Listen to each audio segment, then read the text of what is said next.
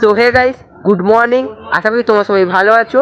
আমিও খুব গাইস একদম ভালো নেই, কারণ হচ্ছে আজকে হচ্ছে 6 মার্চ দাদার বিয়ে। তো আজকে আমার উচ্চ মাধ্যমিক ইকোনমি পরীক্ষাও পড়ে গেছে, তো সেই জন্য আমি যেতে পারবো না। তো কী আর করা যাবে, পরীক্ষা পড়েছে, তো পরীক্ষা কি আর দেবো না উচ্চ মাধ্যমিক বলে। তো কালও পরীক্ষা আছে, তো আমি ওই জন্যই যেতে পারবো না, আজকে আমি চলে যেতাম পরীক্ষা দিয়ে। তো যাই হোক, যা হবে তাই তোমাদের দেখাবো, তোমরা দেখতে থাকো। কি আর করবো, দেখতে থাকো। 3 hours later. তো গাইস ফাইনালি পরীক্ষা দেওয়ার পর আমি এখন চলে এসেছি বাড়ি, আর বাড়িতে পুরো ফ্রেশ হয়ে এখন যাবো হচ্ছে দাদার মানে হলুদ হবে গায়ে, তো হলুদের জন্য জল আনতে যাবো 15 একটা প্রতিষ্ঠা করা পুকুরে।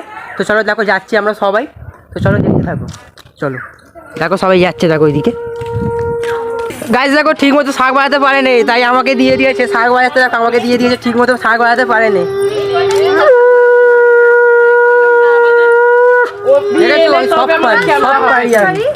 জল দিতে পারি মাথায়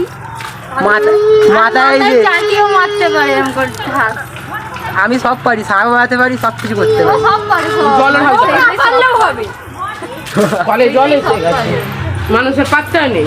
দেখো দুই সেম শাড়ি পরা, এইটা ধোপি একটা, আর এটা বৌদি দুটো। দেখো বরণডালে নিয়ে যাচ্ছে, আর এইটা সম্পর্কে মাসি হয়, মাসি তো ও পিসি, আচ্ছা পিসি হয়।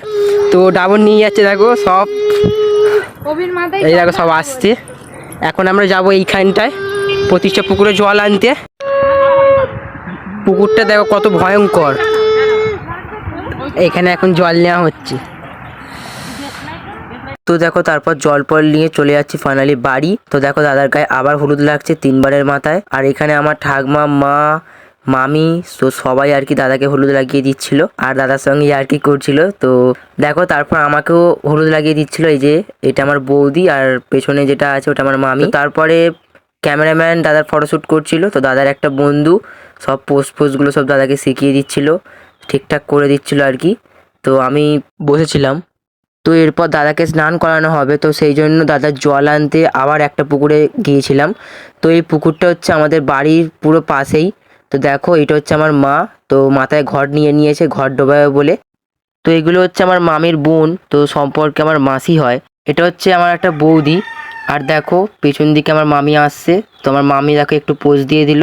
তো এখন চলে এসেছি হচ্ছে পুকুরের কাছাকাছি। তো দেখো মা ঘট ডোবাচ্ছে, দাদা বসে আছে।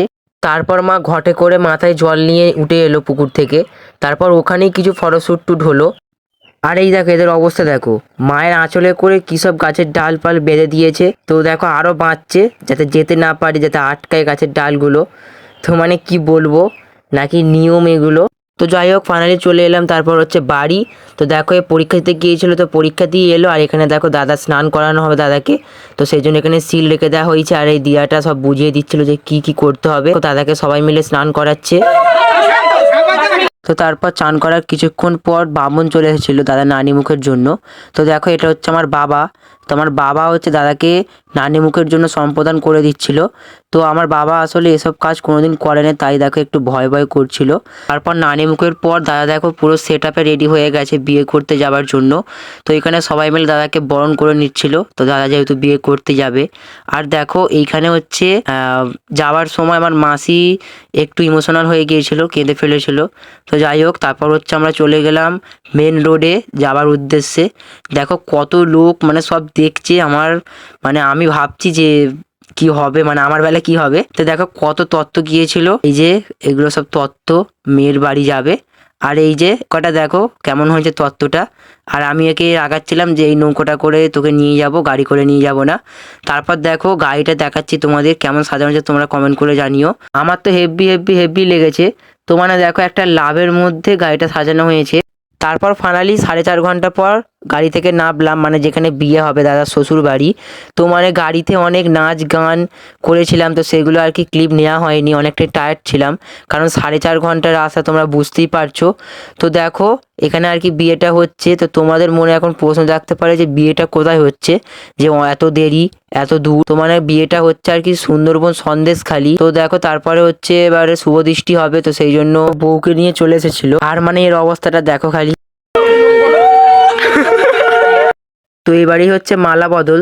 তো মানে একটা ক্যামেরা ভাড়া করা হয়েছিল, তো এগুলোকে দেখো সব খালি ক্যামেরা নিয়ে ব্যস্ত, সব ঝেঁকে ধরেছে ক্যামেরা করার জন্য। তো তারপর মালা বদল হলো, আর এরপরেই গাইস পূর্ণতা পাওয়ার আশা, মানে সিঁদুর দান।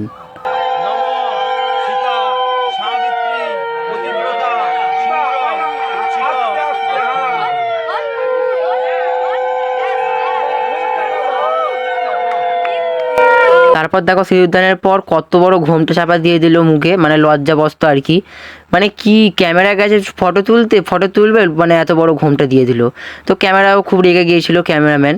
তো যাই হোক, তারপর হচ্ছে আমি রাত্রে বরযাত্রীর সঙ্গে চলে এসেছিলাম, কারণ আমার তার পরের দিন পরীক্ষা ছিল, তোমরা জানো। তো দেখো তারপরে দাদা হচ্ছে তার পরের দিনে এটার সময় এলো। তো মানে অনেক দূর রাস্তা, যেহেতু তোমরা সবাই জানো সুন্দরবন সন্দেশখালি, তো জার্নিটা একটু বেশি, তো সবাই টায়ার্ড হয়ে গিয়েছিল। সেই জন্য আর কি দেখো বৌদির মুখ চোখের অবস্থা ভালো নেই, মানে বমি করতে করতে এসেছে আর কি, শরীর খুব খারাপ। তো গাইস তারপর দেখো এখানে দুধ জাল দিচ্ছিলো, তো দাদাকে এটা জাঁতি দিয়ে ফেলতে হবে। তো ভিডিওটা এইটুকানি ছিল, তো কেমন লাগলো বিয়ের ভিডিওটা তোমরা কমেন্ট করে জানাবে। আর রিসেপশনের ভিডিও খুব তাড়াতাড়ি আসছে গাইস, ততক্ষণের জন্য টাটা।